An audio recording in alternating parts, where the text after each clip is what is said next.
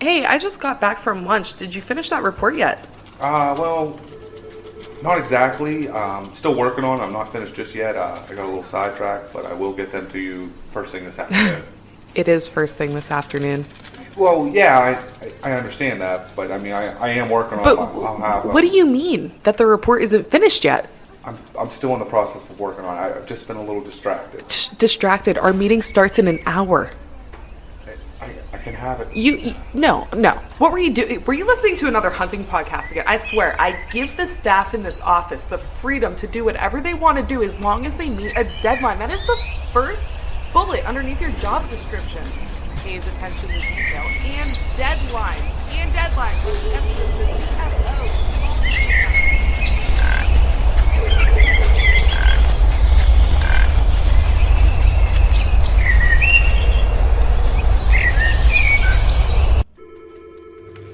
Dude, are you even listening to me right now? Welcome to episode 54 of the Whitetail Distraction Podcast. My name's Austin, and joining me in the Rack Shack today, because it's deer season, Charles Headland. How you doing, buddy? Doing good, man. What's going on? Oh, I'm just chin-chilling, man. Yeah? Yeah, I like it. It's kind of deer season. It is deer season. It is deer season. Yeah, man. I got deer on my mind. It's archery season right now. We're sitting here in the Rack Shack, like, sharing deer pictures, and we're looking at all kinds of antlers. Antlers are all around us. Everybody's out there trying to get it done. I'm still trying to get it done. You're still trying to get it done. Tanner's still trying to get it done. Anthony's still trying to get it done. Everybody's still trying to get it done. Lane hasn't shot a big one yet, which is crazy. Yeah, pretty much, actually. I mean, if you look at it, it's just Booer. Yeah. Right? It's just boo-boo. It's just Booer at this point. Yeah, man. He's the only one out there with antlers on the ground. Yeah. To this point. I'm jealous. I'm not. I'm not jealous. You know, I'm not gonna let him get to me. No, it's good. It's good. I don't feel any pressure at all. I'm not gonna let him get me down. I'm not nervous. You know, best time of the year's coming up. Yeah, man. We could get it done still. It's gonna happen. We could still get this done. I like it. We have a really fun episode for everyone out there today. I totally agree. This is someone who hails from the great Pennsylvania lands. Uh-oh. Who moved out to Missouri because she is very smart. And it's Kaitlyn Moss. What? Yeah, from Kaitlyn Moss Outdoors. I like it, man. What's up, lady? What's going on? You know, I mean, she's calling in over the phone, and we're going to talk about an amazing buck that she shot in Missouri. Or Misery, depending on the time of year, as I've been told. Yeah, man. It gets fun. A little wild, a little crazy, but it's a fun episode. Yeah. Hope everyone out there enjoys it. Let's get her on. Let's go. All right, guys. On the podcast today, we have a special guest, a Kaitlyn Moss from PA, now residing in Missouri, the big buck slayer, woman killer. What's going on, Kaitlyn? How's it going? Thanks for having me. Oh, it's going great. Not a problem. We were looking forward to getting you on. You're someone that, we came across on a pretty viral, I'd call it, YouTube video of a really good buck that you killed over in Missouri. And, we saw that you were from PA and it resonated with us. We're like, we got to get this girl on the podcast and tell her story. And that's what we're all about. So I'm excited. Let's go. Heck yeah. So before we get into the story, we're going to maybe drop the background, let everyone else know a little bit more about you. Let us know a little more about you. Why don't you get into maybe your background, where you're from, how you got into hunting? Okay. So, as you said, I'm from Pennsylvania, and my dad is like the most obsessed whitetail hunter that I know. Even to this day, like, he's just crazy about it. And so, growing up, like, I was literally in the woods since the time I could walk, and I could shoot my first deer at 12, and ever since then I was kind of just hooked. And, now I'm in Missouri and living out here, but, it's just a passion of mine. I love it, and I continue to do it even by myself, and yeah, I kind of just like get out there, film, and just have a good time with it. I love it. That's awesome. And, you're pretty fortunate in that way that you had a dad that's just a whitetail junkie. Yeah. I mean, a lot of people, especially our age, some of our friends that are getting into it, and a lot of people we talk to, they didn't really have that figure that taught them how to hunt. They kind of learned on their own. So that's really cool that you had a dad that was so into it. Yeah, I'm definitely fortunate with it. And he was actually just texting me not too long ago. He's like, oh, I had a buck at 38 yards, but the wind was bad and he got my wind. And so I was like texting him back like, oh, dang, you'll get him next time. So it's fun.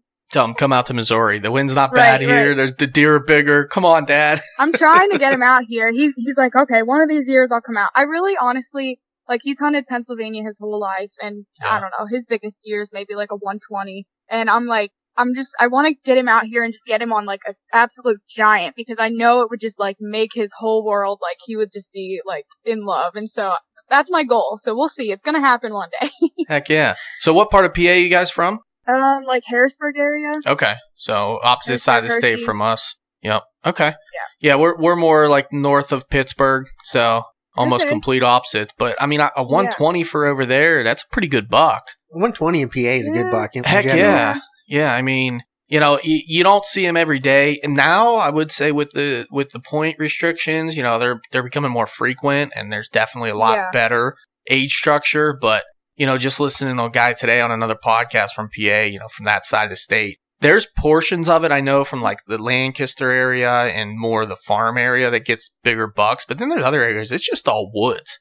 And Yeah, that's pretty much how it is. Like, it's mountain land and thick timber, and my dad's the kind of guy, he'll shoot anything and be tickled to death. Like, Yeah. he does not care. But yeah, I definitely have noticed, the past couple years with the restriction, that there are definitely bigger bucks in the area, like, even just since I was a kid, so.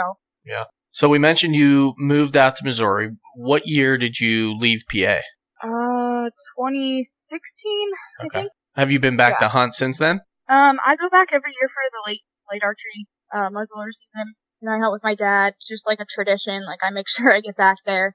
But I haven't been able to hunt the regular archery season or anything like that. I would like to, but I'm just, busy with being out here and stuff. I just can't make it back till like Christmas time, so. Hey, there's nothing wrong with that. I mean, I know I love flintlock season. Like that late season, getting buddies Mhm. together and going out. Oh, and yeah. So much fun. You see a ton of deer. I mean, they're all herding back up. That's honestly one of the best times in the woods. I wish that that was almost the first time I got to hunt all year, because if you're fresh and you really want to get after it that time of year, and you're not worn down from a whole Pennsylvania season here, and even us, we go to Ohio and do it, I think you could really get on a lot of deer. Absolutely. That's pretty fortunate. We have this place that we go, it's called the Island, and like, it's literally an island, and there's just a ton of guys out there, and the deer just like run all day long, and it's just a lot of fun. Like, I think we've only ever killed like one deer out there together, and I missed a buck last year. I'm kind of bummed out, but I mean, it's just a good time. Like, even if we don't kill anything, it's fun.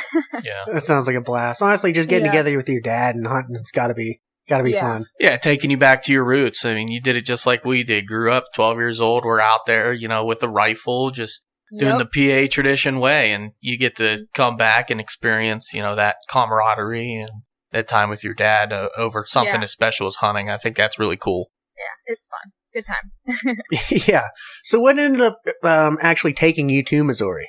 College. College. I Where'd you moved go? out here, University of Central Missouri. Sweet. It's like Kansas City area. I moved out here originally because I wanted to do something with animal science, and I'm really not a big Penn State fan, and I wanted a school that was a little bit smaller, and agriculture is just bigger in the Midwest, I think.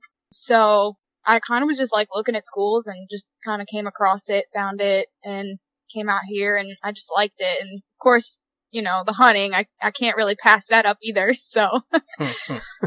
I can dig that. That's kind of funny because you mentioned college and agriculture and all that thing, and I was just randomly thinking, like, my job, that a lot of people that work where I'm at now come from Penn State and different places like that because they are in the agricultural business. And, I work now for a landscape management company, and we also have companies from Columbia, Missouri, and Kansas City. So we have a couple offices out that way, closer to you. So if you ever want a job, is what I'm saying, you hit me up. All right, sign me up. And I might be able to help you out. I can point you in the right direction at least. All right, cool. Heck yeah. So, but that's that was kind so of random, dude. Maybe to you two, but to me, I'm like, everything's clicking off. I'm like, wow, that's actually pretty relative to what I got going on. But, I guess you picked, I screwed up when I picked college. I picked something right where I'm from. So I didn't get to go experience another state for 4 years and go do cool hunting trips, Yeah. I mean, it has its ups and downs. You know, I'm away from family and stuff, so it kind of sucks on that aspect. But it's definitely fun, and I love being out here. It's just so central to everything. Like, you know, especially if I'm wanting to hunt, like I can just kind of drive a few hours and be right where I want to be, and so that's pretty cool. But I don't know, I like it out here, honestly. Like, PA is my home for sure, and then I'll always go back to, you know, see everyone and stuff. But I think I don't know, I like it out here. Yeah. I mean, you're close to a lot of other big buck states too, which you can't complain about that. Yeah. You know, as a hunter, you got it. You're pretty good location wise. Yeah. I'm not complaining. Yeah. Well, let's get into it then. We've teased it enough. I think everyone knows a little more about you. But the reason that we even know you exist, unfortunately, is because you posted a great video on YouTube. You shot a giant doe. And you shot a giant meat doe. I mean, Trophy meat doe. And you hero posed the hell out of it, and it looked great. No, why don't you get into the story? Because I think it's going to be a good story for a lot of people out there to listen to, and then they can go back and watch it later on. Why don't you take us all the way back to the beginning? The nitty gritty, everything. Oh Yep. my goodness. I know. We're asking a lot. This might get long-winded. It's okay. You're good. Alright, so this is a public piece this is the third year that I hunted it. And it's like, I think it's like 27,000 acres, like total.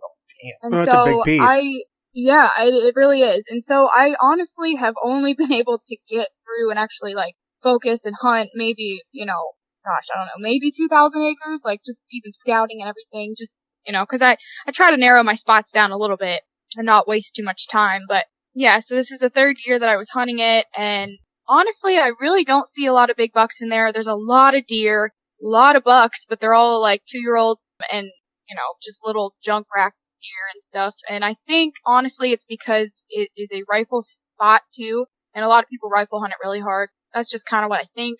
So anyway, this year I was like determined to kind of get aggressive, like right off the bat, beginning of the season, because I was like, okay, this is the third year. I need to kill a deer now. So I use Onyx Maps. I don't know if you guys know what that is. Oh yeah, we're big fans.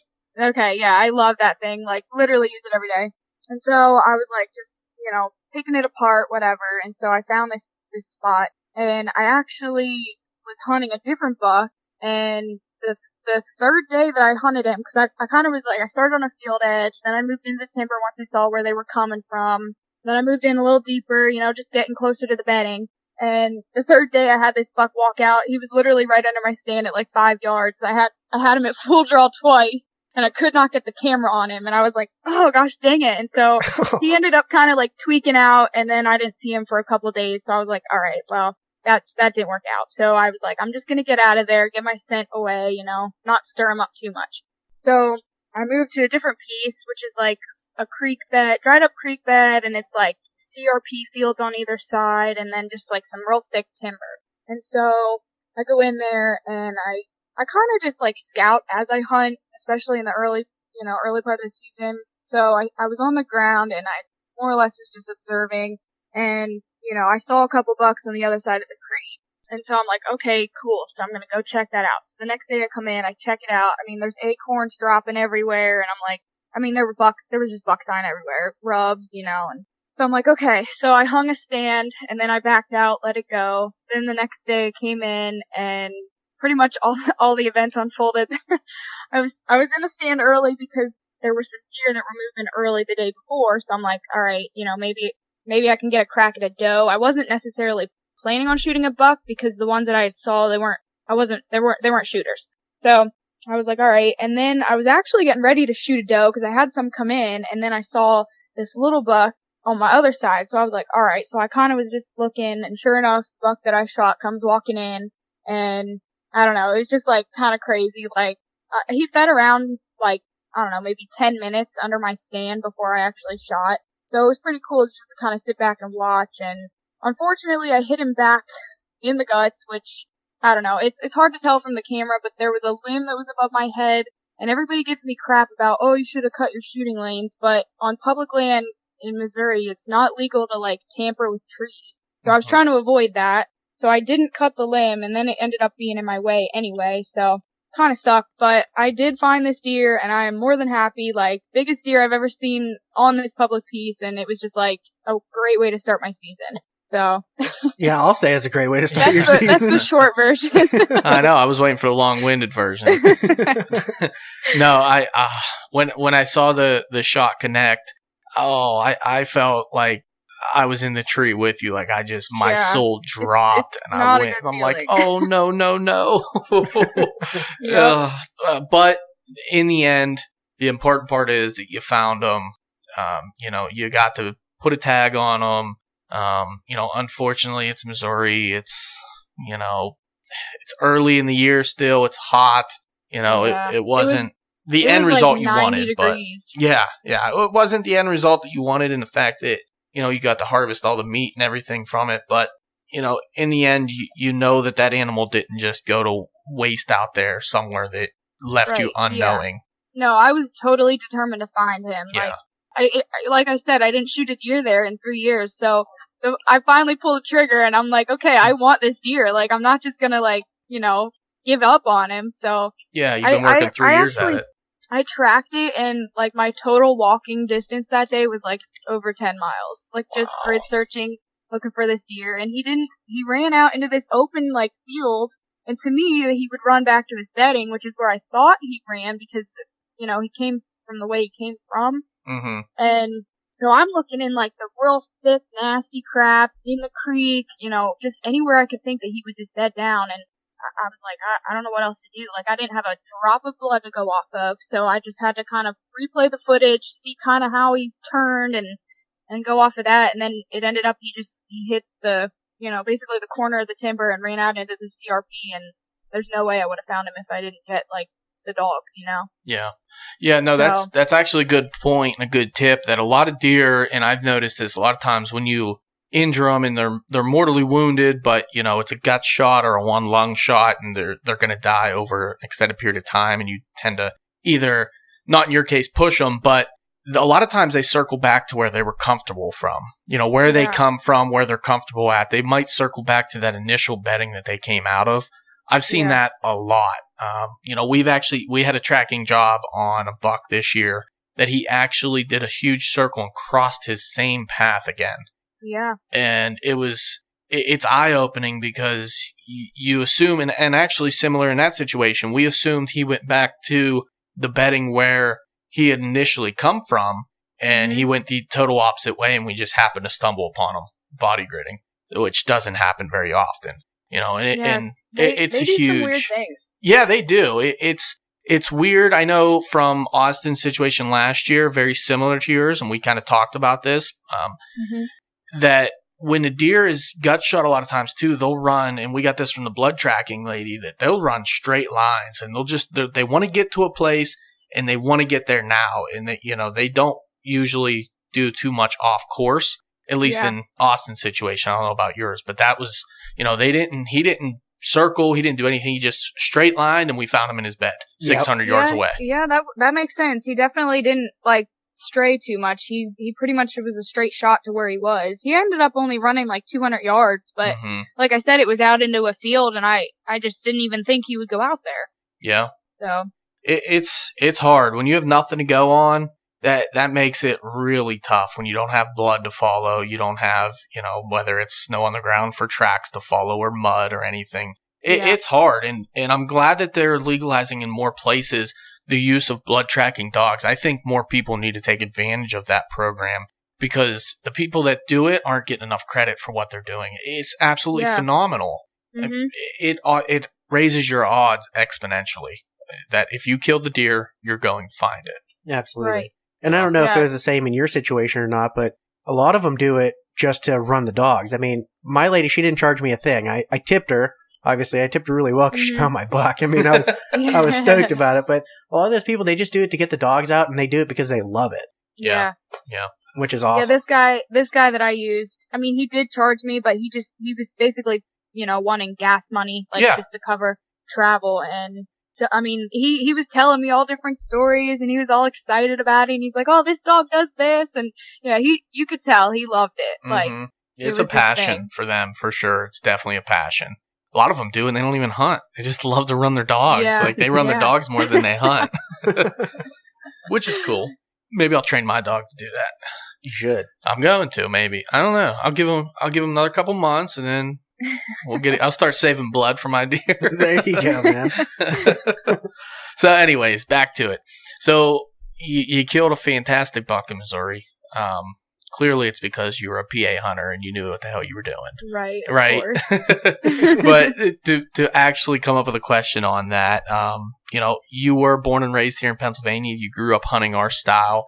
Is there anything that you gained from PA that you would say you've taken out of state with you that has worked with you or worked for you in other states? Oh my goodness. I know. I told you I was Now giving you tough you're questions. putting me through the hoops here. It can be simple. I mean, it could be anything. Oh gosh. Honestly, I mean, I guess so. I don't know if it necessarily has to do with Pennsylvania. I think maybe like patience. Mm-hmm. Because like there would be seasons that I would not even see a deer, I might see 3 deer the whole season.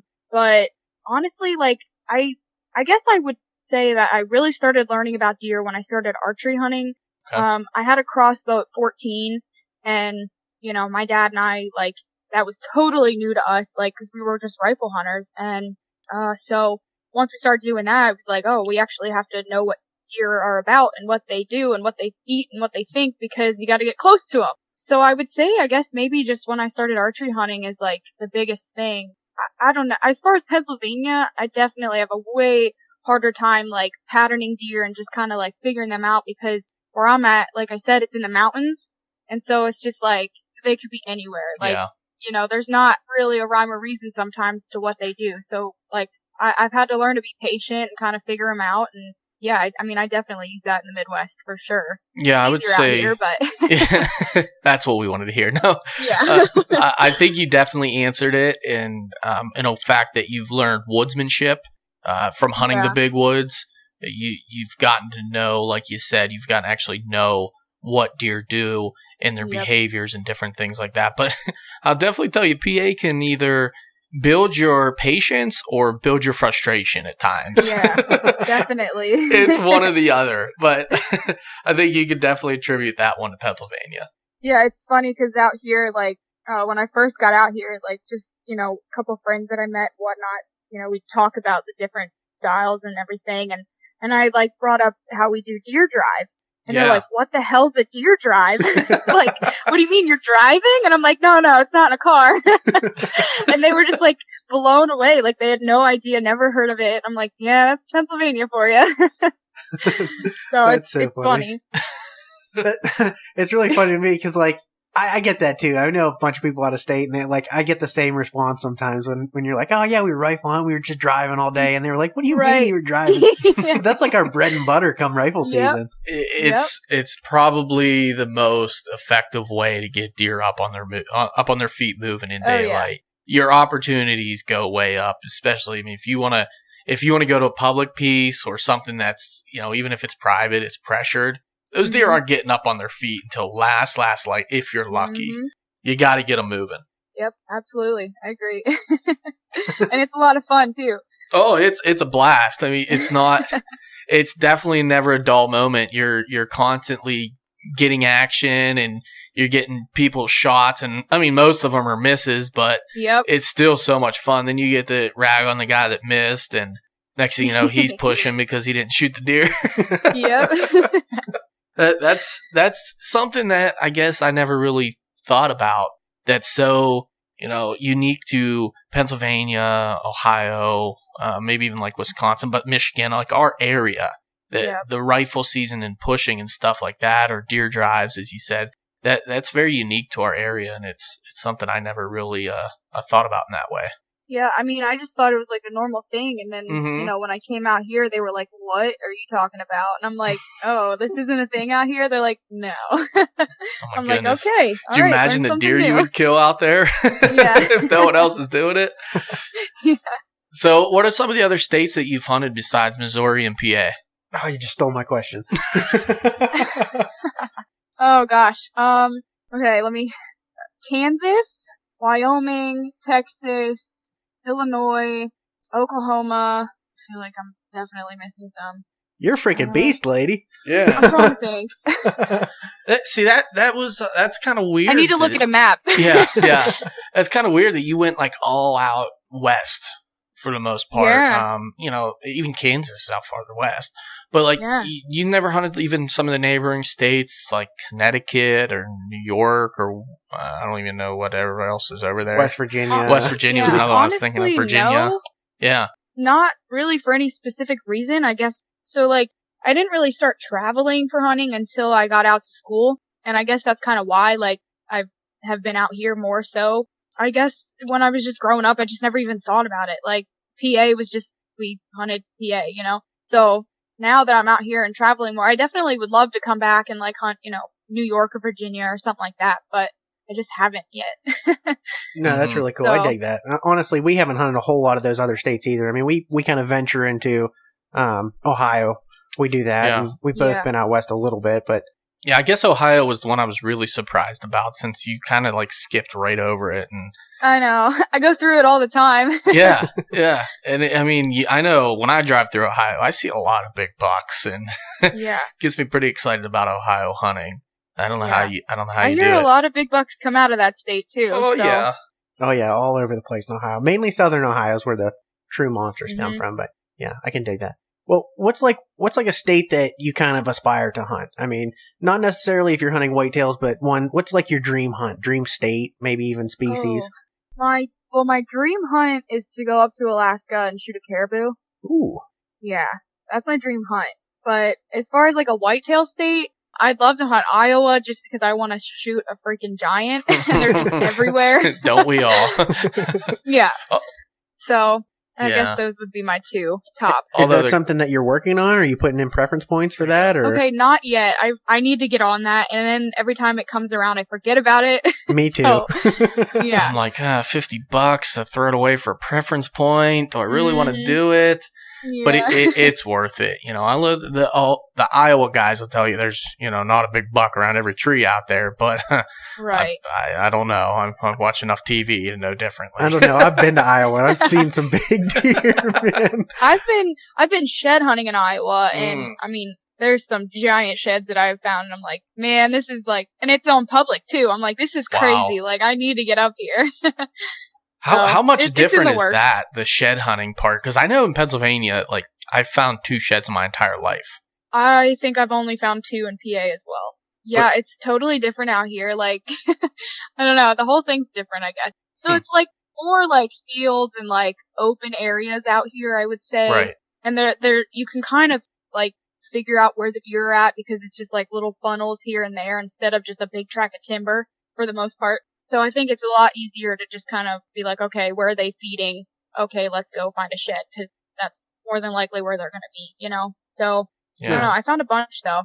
Yeah. The reason I ask is that kind of makes your, post-season scouting, I think, a little bit easier. The fact that you can get on a lot more sheds and find bucks core areas that, they're living in a lot easier than you can around here. I know we do a lot of our scouting around that time, and that's something that we've really executed on over the last couple of years as some of our postseason scouting instead of preseason scouting. We've kind of made that big switch, and I think that can contribute to a lot of success out, farther west, that you can do really good scouting and find some giant sheds and without having to put 30 trail cameras up and check them all the time that what's going to be out there. Kind of core area. Yeah, that's what I'm saying.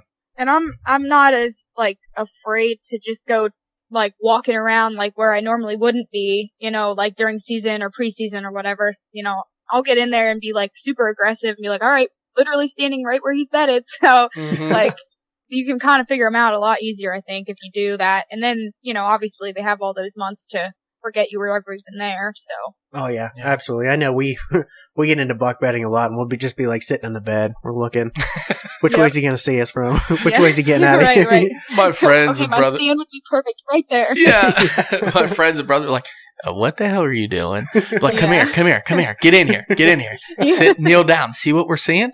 I'm like, this is what the buck's seeing. And they're just looking at me like, you moron, what the hell is wrong with you? I'm like, all right, well, there's my tree right there. I'm going to set up in that tree. And literally, Austin and I did that 2 years ago. We were in the buck's bed, and I'm looking. I'm like, there's the tree. I said, right here, there's a big pile of brush between the tree we need to be in this bed that you can get in quiet and you can climb up the tree without them seeing you. Because if you remember, Austin, it was like a swampy bottom. Absolutely. That's real open. So if you climbed up above that grass level, the deer's going to see you. And we found that one tree that was in line with some brush out of that bed. Sure as shit, last year I killed my buck out of that tree. That's awesome. Coincidence? I think not. But so here's the Be deal. the deer. That's Be right. the deer. That's right. Be the deer. Be the deer. So here's the deal. This year, I'm going to set a reminder on my phone. I'm going to shoot you a text. Hey, time to put in your preference points for Iowa. Okay, yeah, I'm do going to it. hit you too, Chuck. Oh, okay. No excuses. You know, Yep. I think that because it takes like 4 years now, I think that would be such an awesome hunt. Such an awesome experience. I don't know why I haven't been doing it. You know? I'm the same way. And I actually have a lot of friends that live in Iowa, and they're like, oh, come on up anytime. I'm like, let me just get my points real fast. What are you doing? Yeah, let me just Yeah. take my 4 years and get my points, and then I'll see you Yeah. guys, and then I'll see you another 4 years. Yep. Those are the friends you keep, though. You remember Yeah. that. You stay close yeah. to those friends. Oh, man. I totally had another question I want to ask you, and I completely lost it. Drawing a blanket. Yeah. Go ahead, Austin. You talked a little bit. I need to come back up to this. Well, I know we talked a little bit before. I didn't know if you wanted to get into the Huntress sort of topic or Ooh. not. It's kind of a... I was saving it, but yeah, let's I don't go see there. why we can't get into it. I Okay. mean, whether you want to or not, I mean, it's up to you if you want to. No, go ahead. Go ahead. Okay. So I feel like there's a stigma Mhm. kind of out there about the term Huntress. I mean, you're either a hunter, you're a Huntress, and a lot of people kind of get weird about it. And there's a lot of Huntress on Instagram and stuff that are just kind of going through the motions to get followers and stuff. I don't think they're really doing their thing, but then you fall upon someone like you who's actually going out, you're traveling state to state, you're doing your homework, you're getting it done on big Missouri bucks. I mean, how do you feel about that whole kind of scenario playing out? Do you kind of agree with the term Huntress, or are you just a hunter? I don't know. I don't necessarily think there's anything wrong with the term itself, like Huntress. Obviously, I'm a girl, but I think just the attachment to the negative stigma is just like why it's such a bad thing. I kind of have mixed feelings about it. Don't get me wrong, I am 100% supportive of anyone who advocates hunting. Yeah. So as long as somebody's out there and it, like, not against it, I'm okay. But, like, you know, there's obviously, especially girls, out there who are just in it for the 20 seconds of fame and gotta take their selfie with the trail cam and even though they don't actually know how to use it, or, you know, they're cooler to make sure their butt's looking good, you know, stuff like that. So that kind of stuff annoys the shit out of me because it's like, okay, you get all this free product and potentially sponsors and whatever. When I actually use that stuff to its full, you know, advantage, I actually know what I'm doing and would, you know, like, rep the heck out of them if I actually could use that stuff, you know? So it's like, I don't know. And it's not even about the product. It's just the fact of, like, they're just so, like, fake about what they do that, like, I just think overall they just make hunting kind of look bad. 'Cause it's like, oh, you're out here in a bikini, but you're supposed to be hunting? Like, that doesn't make sense, you know? No. And I'm legitimately out here because I love it. It is my passion, and, like, I'm not trying to be famous. I'm not trying to be a somebody. It's kind of like, I mean, yeah, obviously I get a lot of traction for videos that I post and stuff, but I don't do it for, like, attention. I do it just to, like, okay, guys, this is what I'm doing.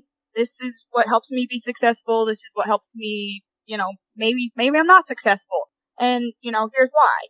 And I just like to share, like, my adventures, so to speak. I'm not out here trying to be a somebody, but the girls that are, it's like, okay, like, do you really like it, or do you really, like, just want attention? So, Yeah, I I don't like know. that about you. You're keeping it real. Yeah. yeah, But absolutely. I try to keep it as real as I possibly can, and, Yeah. and, you know, I mean, I don't know, like, and it blows my mind, even just, like, I have people that'll message me and they'll be like, oh my gosh, thank you so much for replying. Nobody ever replies to me. And I'm like, what? Like, what? Like, oh, I'm just a Joe Schmo like you are. Like, I'm not trying to be, like, a big head about anything, you know? Like, of course I'll answer you. Like, I can't always get back to everybody right away, but I do my best, you know? So, Yeah, I thought you would have blown us off if anybody, So I'm glad that we can. yeah, but that's what I'm trying to break, though. Like, I'm just I kidding. don't want people thinking that. I'm totally kidding. I know, but people do think that. Like, they're like, oh, I didn't think you'd answer me, and I'm like, oh, well, why? Like, Yeah. And then they tell me, and I'm like, man, that's so sad because, like, we're supposed to be like on each other's team, not against each other or just blowing each other off and stuff like that. So. Couldn't agree more. I don't know. I just try to like make it, I try to be a good advocate for it, especially for like women and like youth or somebody who's new to hunting and they don't really understand how to get into it, or, they might not be fortunate like me and have a dad that, raised them into it. And so I'm just trying to like show, okay, like this is what you can do to help you potentially be successful in the woods. Boom. So, that's exactly what I wanted to touch on. That, if a young girl at 12 years old in Pennsylvania stumbles across your video, or, they're watching hunting with their dad and they come across your video, that could sway a young female hunter or male hunter, to be honest, but, yeah.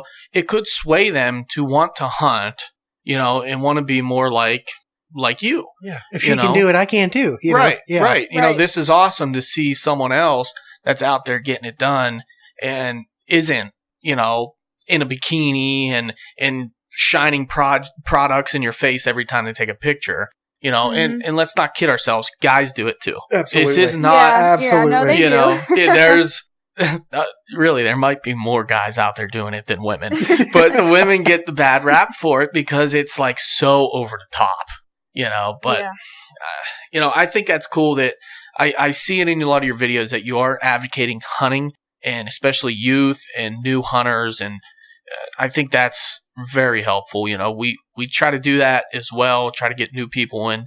And I'll be honest, some of the new people that have gotten into hunting in their later years, they have some fire and passion that people that just, they've been doing it since they were 12. They get out once or twice during rifle season and that's it.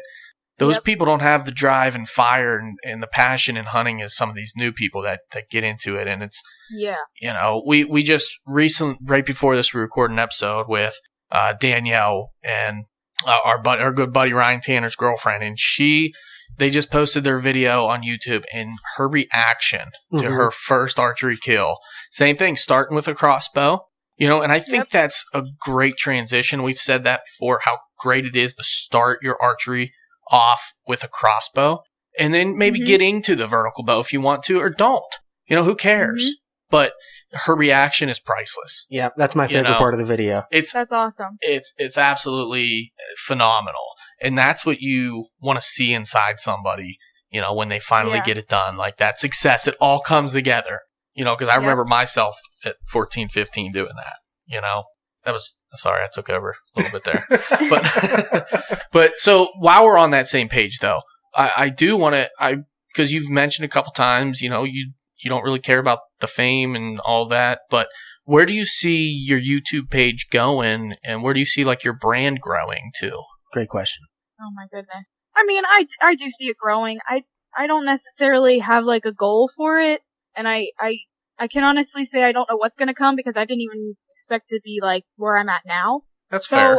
I really don't know. I'm just gonna kind of keep posting the way I always have and just keeping it real because obviously people love to see that. I'm not gonna lie, it's a little stressful because I'm like, oh well crap, now I need more content, I gotta get out there, film everything, like, so it's like kind of a lot for one person. So I really don't know. I really don't have an answer for that. I wish I did, but I mean, I think it'll grow, but what it becomes, who knows? Yeah, no, that's fair.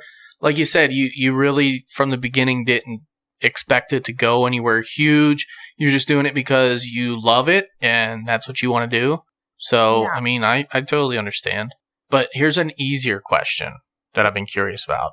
How easy is it to wipe off that girl's makeup that you used as face paint? Because you know what? Oh, yeah. That wasn't the worst idea I've ever seen in my life. Okay, well, there's this thing called makeup wipes. Well, yeah, but like the black makeup, regardless, I'm thinking that's got to be like usually put face paint on, black face paint. It takes a lot to get it off. No, I like just using my regular makeup because I can just run a makeup wipe over it and it comes right off. Genius. Genius. And I already have it, so I'm not gonna go out and buy like the face paint. so why not? Yeah, see, she's resourceful, man. Yeah. I'm gonna have to put that one on the back burner. Stealing your wife's makeup. I'm sure she'd be real happy about that. Honey, where did my black eyeshadow go? I have no idea. Well, I don't always use like face paint. I usually have like this mask that I wear. Yeah. But like when it's like 90 some degrees out, I don't feel like wearing that like thick mask around my neck. So I just kind of, especially like if I'm on the ground, like obviously I gotta blend in somehow. So I just put a couple tree branches on my face real quick and get out there. So. I like it. Now, one thing I wanted to touch on, I don't know why I didn't talk about it in the beginning or even before we started recording. I thought it was hilarious. The opening of your video, you're in your car and you're driving, you're like, my car's shaking, this piece of crap is going to fall apart. Where are you going with it? You going to get a new ride soon so you got some more reliable transportation to get yourself some better deer spots or what? that is the next thing I'm going to be getting. I need a little money first. So whenever that comes along, then I'll be getting a new vehicle for sure. I would love to get a truck or something like a little bit bigger, more reliable. Yeah. Cause it's on its last leg. Don't get me wrong. That car has been all over. I mean, like literally almost every hunt, like has hauled a ton of deer. I love that car, but it's definitely like time to go. That's awesome. What's its name? Does it have a name? Farm car. Farm car. and I only say that because like growing up, I lived on a farm and all the guys had big jacked up trucks and they'd haul stuff and I had a car and I'd put hay bales in the back and like do everything out of my car. So that's amazing. Yeah. Farm car. That's excellent. Farm car. I kind of miss my old rackety car sometimes. Although I put a Coyote in my brand new car the second day I owned it, so there you go. Yeah, you had to break it in. Yeah, exactly. Oh man, awesome. Well, we're getting close on time here. Why don't you let everybody out there know what your YouTube channel is, your social media, all that fun stuff. Okay, so my YouTube and then I also have a Facebook page. They're both just Kaitlyn Moss Outdoors. And then my Instagram's a little bit tricky. It's K8 LIN_34. I don't know why I made it difficult, but I did. That's okay. So yeah, and I use Instagram the most. Obviously, I'm trying to put more videos on YouTube, but that's just whenever I can. That's what I do. But Instagram's more like day to day. This is what I'm up to, or if I'm out hunting, I'll be like, okay, guys, this is what I'm doing. More in the moment kind of stuff, I guess. So I would say I use that the most. Well, before we do let you go, though, I know you told a great hunting story, but I don't know if it's your favorite hunting story. And we like to get your favorite hunting story out of every one of our guests when we can. So if you have another story that you wouldn't mind sharing before we let you go, oh my gosh, I think that'd be awesome. It can be anything. So many. It could be your first deer hunt, maybe, or your first buck, or usually for me, I got like my most memorable one. I have the tightest feel inside, but it's up to you. I'll do my biggest buck. Okay, that's a good one. And it's also my first bow buck, like compound bow. Awesome. So yeah, so I'm in Kansas, and it was private land, so not public, unfortunately. But I get in the stand, and we were actually hunting like I think 3 days already by this point, and the movement was slow. I want to say it was like I don't know, maybe the beginning of November, so you would think that the rut's on, they should be chasing deer everywhere, kind of thing. But it was like super slow. And then the third day, I switched stands, and I'm up in the stand, and it's like kind of like this little open area that's like backed up against like a tree line essentially. And there was like one tree out in front of me, and I'm like kind of like playing it out. Like I always try to like play scenarios out in my head, like okay, what could potentially happen? Like where could he come out, kind of thing.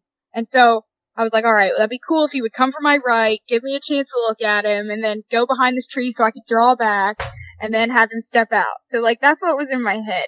And so I'm sitting there, and then a little button buck comes out, and he's like feeding. I'm like, all right. So I'm watching him, like filming him for a while. And then he just like picks his head up and keeps looking to my right. And I'm like, all right, well, there's got to be another deer over there. Well, he probably did this for like, I don't know, 30, 45 minutes. Like he would just like feed and look up, feed and look up. So finally, this deer comes walking out, like I can see a body, and then all of a sudden I just see a rack, and I'm like, oh my gosh, like this is a shooter. And he literally did exactly what I played out in my head. Like, he stepped out, stopped, gave me a chance to look at him, walked over behind this tree, I drew back, and then I drilled him when he stepped out. Like, it was just, epic. like, so cool. Like, when does that actually ever happen? No, never. But it did, and I was like, oh my gosh. Awesome. It was so cool. That is a great story, man. Yeah. Absolutely awesome. It's so fun when it works out the way that you kind of played out in your head.